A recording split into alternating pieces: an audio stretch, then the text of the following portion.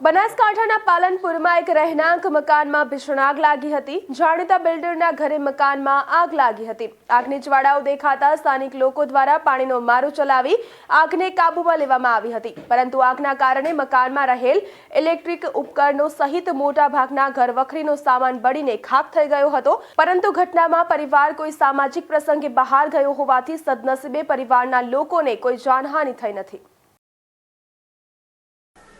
અમારા ઘરે પ્રસંગ હોવાથી બધા ભેગા થયા હતા અને 9 વાગે અમે લોકો ઘર બંધ કરીને ગયા હતા। એનાથી શોર્ટ સર્કિટના લીધે આખું ઘરમાં ઘણું બધું નુકસાન અને જાન બધું થયું છે। આખી બારીના કાચ ફૂટી ગયા છે, પડદા બળી ગયા છે, પછી બધું સળગી ગયું છે, અંદર ઘણું બધું નુકસાન થયું છે, ફ્રેમો બધું, પછી પંખા બધા બળી ગયા છે, એસી બળી ગયું છે, બધા કાચ ફૂટીને નીચે બધા પડ્યા છે, સોફા આખા બળી ગયા છે, ઘણું બધું નુકસાન થયું છે। બહાર હતા એના લીધે બધા બચી ગયા છે, બાકી નુકસાન તો ઘણું મોટું છે।